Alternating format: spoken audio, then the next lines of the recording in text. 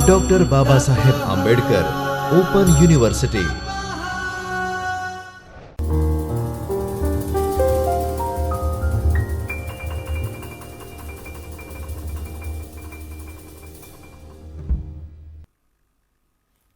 नमस्कार। Doctor Baba Saheb Ambedkar open university के चैतन्य studio से पीएचडी कोर्स वर्क की इस कक्षा में आप सभी का बहुत बहुत स्वागत है। मैं अर्चना मिश्रा आपको importance and style of citations and preparation of reference and bibliography के विषय में बताऊंगी। आज इस टॉपिक पर हमारा पहला लेक्चर है understanding citation, reference and bibliography. ये तीन टर्म हम बहुत अधिक इस्तेमाल करते हैं हमेशा रिसर्च के संदर्भ में, साइटेशन, रेफरेंस और बिब्लियोग्राफी। और कई बार इन तीनों को आपस में घुला मिला लेते हैं, यानी इन तीनों को एक दूसरे के पर्यायवाची सिनोनिम के रूप में प्रयुक्त करते हैं, लेकिन एक जैसे होते हुए भी इनमें कुछ तात्विक अंतर है। ये तीनों अलग अलग चीज़ें हैं। तो आज हम इस लेक्चर में ये तीनों वस्तुतः क्या हैं इसको समझने का थोड़ा प्रयत्न करेंगे। इस व्याख्यान का उद्देश्य हमें उद्धरण यानी साइटेशन, संदर्भ यानी कि रेफरेंस और संदर्भ ग्रंथ सूची यानी कि बिब्लियोग्राफी का स्पष्टीकरण करना है। साइटेशन, सबसे पहले हम साइटेशन को लें, इसको हिंदी में उद्धरण कहते हैं। जब आप अपने शोध के लिखते हैं रिसर्च पेपर के रूप में या शोध प्रबंध के रूप में, थीसिस के रूप में, तब आप जो बात आप कहना चाहते हैं उसके समर्थन में या पहले से उसके संबंध में जो स्थापित है उसको खंडित करने के लिए, यानी उसको बताने के लिए कि नहीं ऐसा नहीं है, आप किसी दूसरे के विचार या कथन को उद्धृत करते हैं, लेते हैं, अपने लेखन में लेते हैं, तो ये साइटेशन है। साइटेशन जब आप किसी के कथन या विचार को अपने लेखन में लेते हैं तब वह साइटेशन या उद्धरण कहलाता है। अब संदर्भ क्या है? संदर्भ में आप अपने लेखन के आधार के रूप में जो भी जहाँ भी जिस स्रोत से भी आप सामग्री लेते हैं, माने आपने अपने लेखन में यदि किसी पुस्तक, शोधालेख, वेबसाइट या किसी भी प्रकार की प्रकाशित सामग्री आपने उपयोग करी तो उसका उल्लेख करना संदर्भ कहलाता है। साइटेशन और संदर्भ में थोड़ा सा ही अंतर है। प्रायोगिक दृष्टि से देखा जाए तो संदर्भ और उद्धरण दोनों एक जैसे ही दिखाई पड़ते हैं। साइटेशन और रेफरेंस दोनों एक जैसे ही दिखाई पड़ते हैं। उद्धरण में भी आप कथन, वाक्य या शब्द किसी दूसरे लेखक का, दूसरे के द्वारा कहा हुआ, वो आप लेते हैं और फिर उस कहाँ से आपने उसको लिया उसका भी संक्षेप में उल्लेख करते हैं। रेफरेंस में भी आप कहाँ से क्या चीज़ ले रहे हैं उसका आप उल्लेख करते हैं और उसमें भी आप कहाँ से ले रहे हैं उसकी उस प्रकाशकीय जानकारी उसकी देते हैं। उद्धरण में भी देते हैं, संदर्भ में भी देते हैं। तो इस तरह से ये दोनों लगभग एक जैसे दिखते हैं, फिर भी इसमें थोड़ा सा कहीं ना कहीं अंतर दिखाई पड़ता है। जब उद्धरण जो है वो लेखन प्रबंध, आप जो लिख रहे हैं उसके बीच में ही आमतौर पर इन्वर्टेड कॉमास के साथ आता है ना। लेखक किसी दूसरे लेखक के विचार को या कथन को आप ज्यों का त्यों ले लेते हैं उद्धरण में, और फिर कभी कभी वहीं पर ब्रैकेट में आप बता देते हैं कि ये कहाँ से लिया गया है, और कभी कभी आप नीचे फुटनोट के रूप में बताते हैं कि ये कहाँ से लिया गया है। ठीक है। जबकि जो संदर्भ है वो आप जो बात कह रहे हैं तो उसके समर्थन में उसको पुष्ट करने के लिए, उसको अधिक बल प्रदान करने के लिए वैसी ही बात, वैसा ही कोई विचार कहीं और अभिव्यक्त हुआ है तो उसको आप उल्लिखित करते हैं। वहाँ पर आम तौर पर पूरा का पूरा वाक्य ज्यों का त्यों नहीं भी लिया जाता है, कभी लिया भी जाता है लेकिन कभी नहीं भी लिया जाता है। लेकिन संदर्भ सामान्यतया आप टेक्स्ट में जो आप लिख रहे हैं, आपका जो लेखन प्रवाह है, वहाँ पर आप नहीं रखते हैं, आप उसको फुटनोट या एंड नोट के रूप में ही रखते हैं और उसमें अधिक विस्तृत जानकारी होती है। साइटेशन में जहाँ आप केवल लेखक का नाम और पुस्तक का नाम का उल्लेख कर सकते हैं, वो भी संक्षेप में, जैसे लेखक का भी पूरा नाम नहीं देते हैं, उसकी टाइटल केवल उसका सरनेम दे सकते हैं और पुस्तक का नाम दे सकते हैं। वो वहीं पर आप लेखन प्रवाह के बीच में जहाँ पर उसने उल्लेख किया है, आपने उल्लेख किया है उसके वाक्य का, उसके कथन का, वहीं पर ब्रैकेट में आप केवल उसके लेखक का सरनेम और वो उस जगह का, उस पुस्तक या वेबसाइट या जहाँ पे भी उसने कहा है तो उसका आप संक्षेप में उल्लेख कर देते हैं। तो वो एक खाली एक संकेत होता है कि इस जगह पर देखा जा सकता है। रेफरेंस में रेफरेंस को आमतौर पे हम लेखन के बीच में नहीं लाते हैं, मतलब जो आपका मेन टेक्स्ट है उसके उसमें नहीं आता है।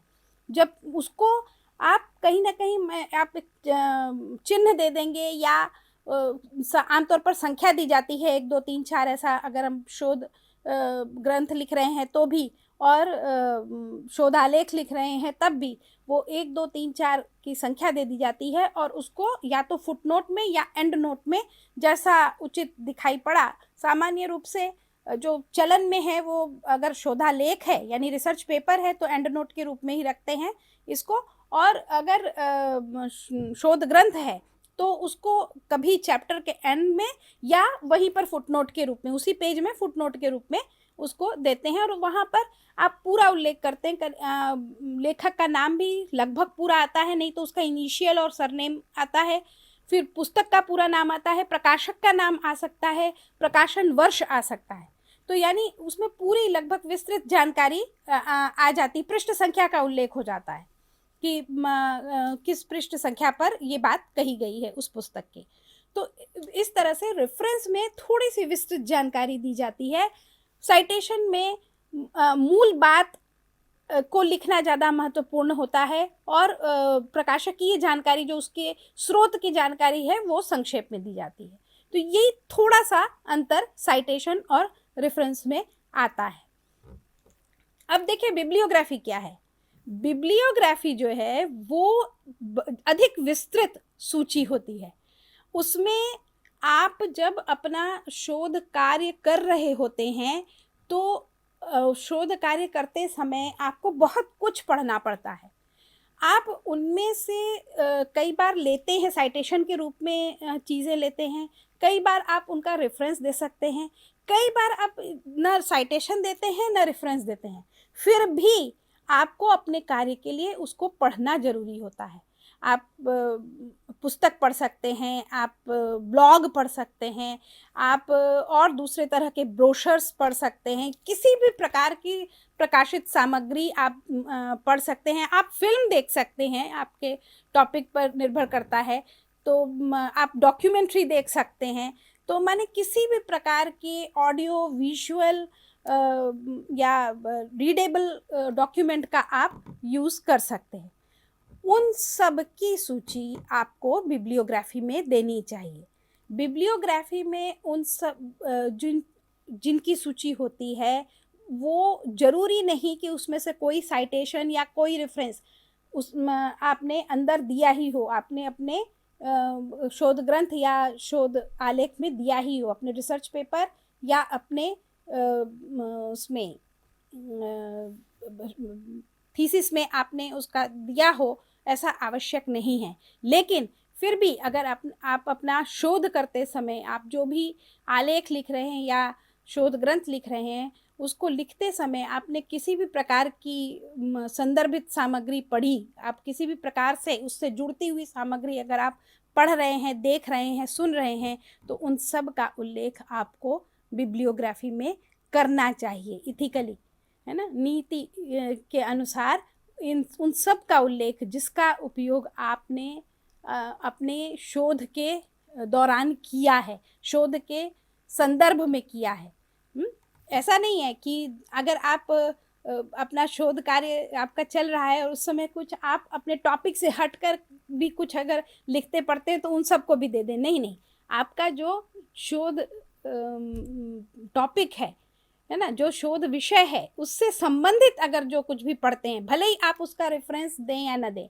देखिए यहाँ पर साइटेशन और रेफरेंस अगर आपने किसी का दिया है तो उसका उल्लेख बिब्लियोग्राफी में निश्चित रूप से आएगा। जिस भी स्रोत से आपने साइटेशन दिया है या कोई रेफरेंस दिया है वो निश्चित रूप से बिब्लियोग्राफी में आएगा ही आएगा। लेकिन बिब्लियोग्राफी में आए हुए पूरी सूची के सभी ग्रंथ या सभी सामग्री से कोई ना कोई साइटेशन या रेफरेंस आपने अपने मूल आलेख या मूल शोध ग्रंथ में दिया हो, ऐसा आवश्यक नहीं है। तो बिब्लियोग्राफी जो है वो कहीं अधिक विस्तृत सूची होती है, उसमें आप उन सभी को का उल्लेख करते हैं जिनका आप इस्तेमाल अपने शोधाध्ययन के दौरान करते हैं।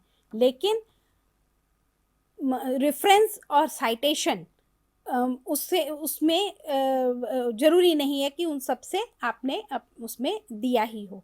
तो ये आप खास ध्यान रखिए। निश्चित रूप से ये जो 3 चीज़ है आपको अच्छी तरह से समझना आवश्यक है कि हम साइटेशन किसको कहेंगे, रेफरेंस किसको कहेंगे और बिब्लियोग्राफी किसको कहेंगे। मेरे ख्याल से ये इतना बताने पर आपको स्पष्ट हो गया होगा। एक बार फिर हम इसको देख लेते हैं कि साइटेशन जो है वो आम तौर पर, हमेशा नहीं लेकिन आम तौर पर मूल कथन को लेकर के आते हैं। हम मूल कथन को ज्यों का त्यों लिखते हैं, अपने मूल में जो मुख्य टेक्स्ट है उसमें ही लिखते हैं। कई बार ऐसा हो सकता है कि हम मूल कथन का अनुवाद अपने मुख्य में दे दें या उनको अपने शब्दों में कह दें और फिर फुटनोट के रूप में उस मूल कथन को भी दे, ऐसा भी होता है, वो भी साइटेशन कहलाएगा। लेकिन उसमें निश्चित रूप से मूल कथन का उल्लेख या तो आपके, अगर आप जैसे हिंदी में अगर आप लिख रहे हैं और आप कोई अंग्रेज़ी से या संस्कृत से आप कोई साइटेशन देना चाहते हैं, कोई उद्धरण देना चाहते हैं, तो शायद आप उसको अपने मूल लेखन के प्रवाह में रखना उचित न समझें। तो हो सकता है कि मूल लेखन में मेन टेक्स्ट जो है आपका, जहाँ पर आप लिख रहे हैं, तो वहाँ पर आप उस भाषा में ना लिखें, तो आप अनुवाद करके वहाँ पर लिख सकते हैं और फिर वहाँ पर कोई चिन्ह दे करके या संख्या दे करके नीचे फुटनोट के रूप में आप उस मूल भाषा में भी उसको लिख सकते हैं और मूल स्रोत का उल्लेख कर सकते हैं।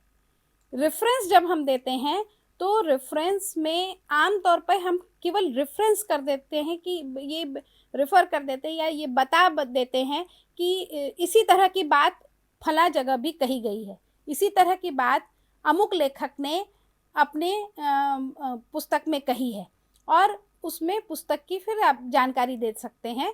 लेखक या कहीं और जहाँ भी ब्लॉग में या कहीं पर भी दिया है उसकी आप जानकारी दे सकते हैं। आम तौर पे रेफरेंस फुटनोट और एंड नोट के रूप में ही आते हैं, वो लेखन प्रवाह में नहीं आते, यानी मेन टेक्स्ट जो आपका है उसमें वो नहीं आते हैं। रेफरेंस जो साइटेशन है वो निश्चित रूप से आपके मूल लेखन में आएगा ही आएगा।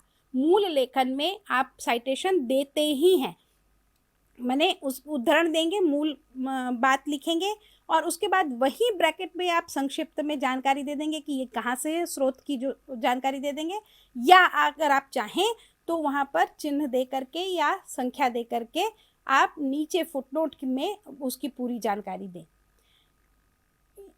लेकिन आपके मूल लेखन में उसका बाकायदा उद्धरण, वो उसका पूरा माने विवरण उसका आएगा, स्रोत का नहीं लेकिन बात का पूरा विवरण आएगा।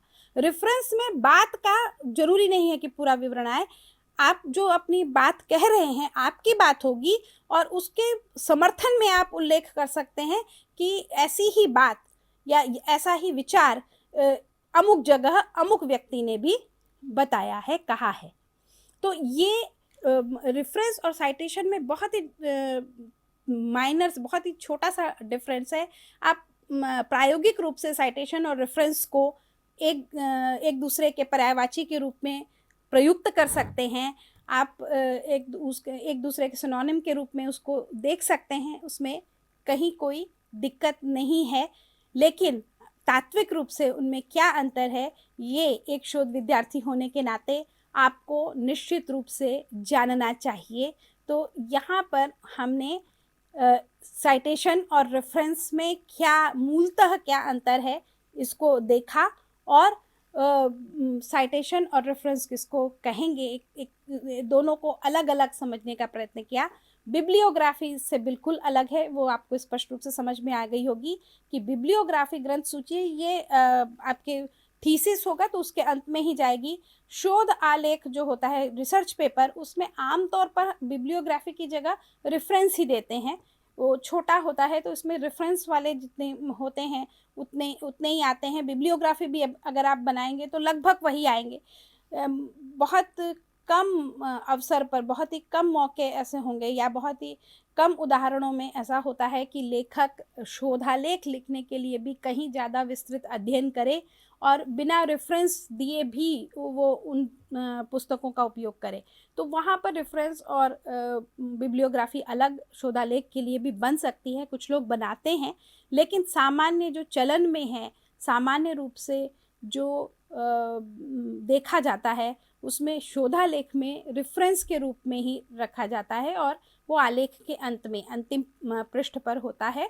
वहाँ पर वो सारे जितने रेफरेंसेस उस शोध में प्रयुक्त किए गए हैं उन सब की विस्तृत प्रकाशकीय जानकारी वहाँ पर दी जाती है। लेखक का नाम, पुस्तक का या जो भी जहाँ पर कहा है उन्होंने उसका नाम, प्रकाशक का नाम, वेबसाइट है तो वेबसाइट का नाम, और अगर पृष्ठ संख्या है तो पृष्ठ संख्या भी कई देते हैं कई बार वहाँ पर, या कई बार नहीं भी देते हैं।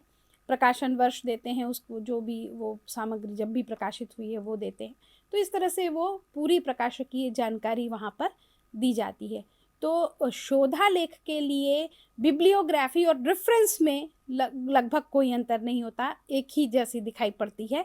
लेकिन इसमें शोध ग्रंथ में बिब्लियोग्राफी बिल्कुल अलग होती है और निश्चित रूप से बिब्लियोग्राफी कहीं अधिक विस्तृत होती है रेफरेंस की तुलना में। रेफरेंस और साइटेशन में जितने जो आते हैं वो सब बिब्लियोग्राफी में शामिल निश्चित रूप से रहते हैं। आप नहीं छोड़ सकते हैं किसी भी हालत में कोई भी साइट किया हुआ पुस्तक या वेबसाइट या ब्लॉग या कुछ भी प्रकाशित सामग्री जो भी आपने उपयोग की है वो आपको देनी ही होगी बिब्लियोग्राफी में। और उसके अलावा भी आपने जितना कुछ पढ़ा है वो सब आप बिब्लियोग्राफी में दे सकते हैं। तो ये आज के इसमें हमने तीनों को अलग अलग समझा। आगे के हमारे लेक्चर होंगे जिसमें हम एक एक पर फोकस करेंगे और ये जो हम ये नोट करने की बात बता रहे हैं कि किस किस वो बाद में बिब्लियोग्राफी जो बनाते हैं उसमें लेखक का नाम, पुस्तक का नाम, प्रकाशन वर्ष इत्यादि देते हैं, या इन टेक्स्ट साइटेशन के रूप में हम देते हैं, क्या देते हैं, और रेफरेंस के रूप में हम किस तरह की जानकारी देते हैं और किस तरह से देते हैं। ये इन सब की स्टाइल के विषय में हम आगे के लेक्चर में बात करेंगे। ये यहाँ तक आज का हम व्याख्यान रखते हैं। आप इसको ध्यान से देखिएगा और इन तीनों को स्पष्ट रूप से समझने का प्रयत्न कीजिएगा। धन्यवाद, नमस्कार।